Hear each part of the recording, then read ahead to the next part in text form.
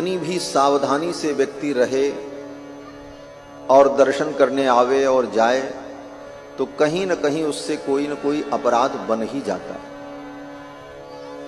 32 प्रकार के अपराध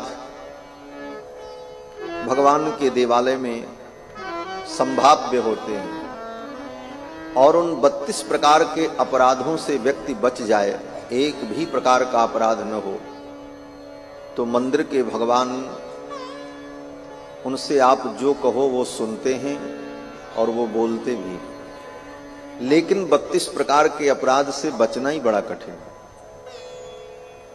उन अपराधों में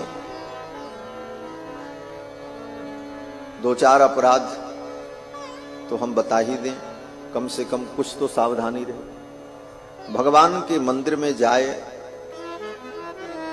तो कभी जूता चप्पल पहनकर नहीं जाना चाहिए, पहला अपराध। सवारी पर बैठकर नहीं जाना चाहिए, सिर ढक कर नहीं जाना चाहिए। भगवान के सामने मंदिर में जाए तो सिर पे रखे हुए वस्त्र को हटा लेना चाहिए। वह भी पुरुषों के लिए, स्त्रियों के लिए नहीं। स्त्रियों के लिए तो सिरोवेष्टन विहित है। भगवान के मंदिर में जाए तो किसी भी व्यक्ति को प्रणाम नहीं करना चाहिए भगवान को छोड़कर। भगवान के मंदिर में भगवान को छोड़कर किसी को प्रणाम नहीं करना चाहिए, कोई बड़ा से बड़ा व्यक्ति हो। और भगवान के मंदिर में किसी से प्रणाम कराना भी नहीं चाहिए। अगर आपको कोई प्रणाम कर रहा है तो आप भी अपराधी हैं। भगवान के मंदिर में भगवान की तरफ पीठ करके नहीं बैठना चाहिए। भगवान के तरफ पांव फैला करके नहीं बैठना चाहिए।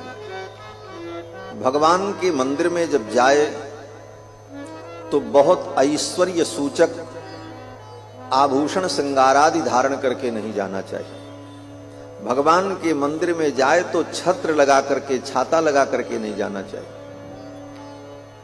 भगवान के मंदिर में दर्शन करने जाए तो नील लगे हुए कपड़े पहन करके नहीं जाना चाहिए। सफेद कपड़ों में लोग खूब नील लगाते हैं, चकाचक। नील लगे हुए वस्त्र को पहन करके व्यक्ति मंदिर में जाए तो भगवान कुपित हो जाते हैं। नील को तो इतना अपवित्र माना है कि जिस खेत में नील की खेती होती है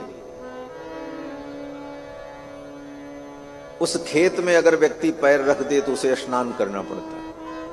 नील लगा करके मंदिर में नहीं जाना चाहिए। नीले रंग का वस्त्र पहनकर भगवान के मंदिर में नहीं जाना चाहिए। कंबल ओढ़ करके भगवान के मंदिर में नहीं जाना चाहिए। ये सब सारे अपराध हैं महाराज। भगवान के मंदिर में जाकर किसी की निंदा नहीं करनी चाहिए। भगवान के मंदिर में भगवान को छोड़कर किसी और की स्तुति नहीं करनी चाहिए। भगवान के मंदिर में जाकर भगवान की चर्चा छोड़कर दूसरी सांसारिक चर्चा नहीं करनी चाहिए। भगवान के सम्मुख भगवान से ऊंचे आसन पर विराजमान नहीं होना चाहिए। इस प्रकार से भगवान के मंदिर में जाने में अनेक अपराध बन जाते हैं। उन अपराधों से व्यक्ति बच जाए तो मंदिर में जाने में भगवान का जो दर्शन है, साक्षात भगवान के दर्शन का फल प्राप्त होता है। लेकिन अब मानव का स्वभाव है, जन्म जन्मांतर से अपराध और गलतियां तो जीव करता ही आया है। हमारे श्री यामुनाचार्य स्वामी जी महाराज, जो रामानुजाचार्य के परम गुरु हैं, आलवंदार स्तोत्र में भगवान से प्रार्थना करते हुए कहते हैं कि अभूतपूर्वम मम भावि किं वा सर्वं सहेमे सहजं हि दुःखम। अभूतपूर्वम मम भावि किं वा, कोई ऐसा पाप नहीं है जो पाप हम लोगों ने न किया हो। कोई भी पाप जो होगा वो अभूतपूर्व नहीं, सब भूतपूर्व है, सब पहले कर चुके हैं हम लोग जन्म जन्मांतर में। चाहे जो हो, चाहे हम हो, चाहे आप हो, चाहे कोई बहुत बड़ा धर्मात्मा भी क्यों न हो, किसी न किसी जन्म में उसने सब पाप किए हैं। अभूतपूर्वम मम भावि किं वा, और उन पापों का जो फल है उसको भी भोग चुके हैं। बड़े से बड़े दुख को हम लोग भोग चुके हैं। आज जिन बातों की हम चर्चा करते हैं, ये पाप करने पर ये फल मिलेगा, इतना दुख भोगना पड़ेगा, वो सब दुख एक दो बार नहीं, हजारों हजारों लाखों बार हम आप भोग चुके हैं जन्म जन्म में।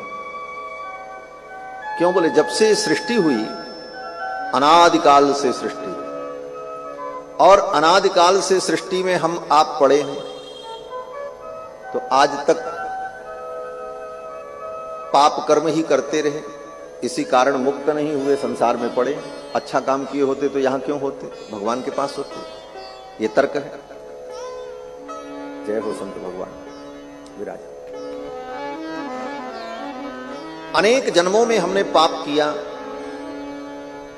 और कोई ऐसा पाप नहीं जो पाप न किए हों। अभूतपूर्वम मम भावी किम वा, कौन ऐसा पाप है जो हमने नहीं किया। और उन पापों का जो फल है, उस फल को भी हमने भोगा अनेक अनेक जन्मों में। और भोगने का परिणाम ये हुआ कि पापों का फल भोगने की आदत पड़ गई। जैसे व्यक्ति को रोज 10 डंडा खाने की आदत पड़ जाए, आदती हो जाए, तो फिर कोई बात नहीं, उस समय पे वो सह लेता है। उसी प्रकार ये जीवात्मा भी जन्म जन्मांतर से पाप कर्म किया और पाप कर्मों का फल भोगता रहा, आदत सी बन गई। सर्वम सहे में सहजम ही दुखम, समस्त दुखों को हमने सहन किया और दुख सहने की सहजता बन गई। लेकिन हे प्रभु, ये कब तक ऐसा चलेगा? इससे अब मुक्त हो जाना चाहिए। और इस मुक्ति की अभिलाषा में ही जीव आचार्य की शरण में जाकर भगवान के पादारविंद को प्राप्त करने के लिए प्रयत्न करता है। तो अपराध तो जीव से होता ही है। मंदिर में भी विविध प्रकार के अपराध हो जाते हैं। तो 1 वर्ष तक भगवान की पूजा में जो न्यूनता हुई, अपराध हुआ, उसके क्षमा के लिए, प्रायश्चित्त के लिए वर्ष में 1 बार भगवान का पवित्रोत्सव किया जाता है। और पवित्रोत्सव में 5 दिनों तक विविध मंत्रों से आहुतियां प्रदान की जाती हैं और भगवान को प्रसन्न किया जाता है। वह पवित्रोत्सव 24 तारीख से अष्टमी से प्रारंभ हुआ था और आज द्वादशी को पूर्ण हुआ। 5 दिन तक भगवान का पवित्रा उत्सव चला। ठाकुर जी को विविध उपचार समर्पण किया गया और इसी क्रम में श्रीमद् भागवत महापुराण की पावन कथा भगवान को हम सभी लोग सुना रहे हैं और स्वयं सुन रहे हैं। एक कथा भी भगवान ही सुनते हैं और हमारे तो प्रधान श्रोता भगवान ही रहते हैं। कोई रहे न रहे, भगवान तो सामने बैठे रहते, ठाकुर ही सुनते।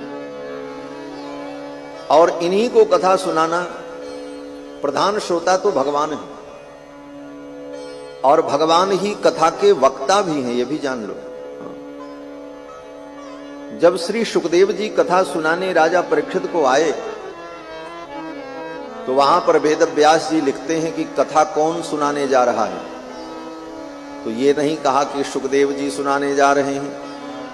वेद व्यास जी लिखते हैं तत्रा भवत भगवान व्यासपुत्रो, भगवान ही व्यासपुत्र सुखदेव के रूप में कथा सुनाने जा रहे हैं।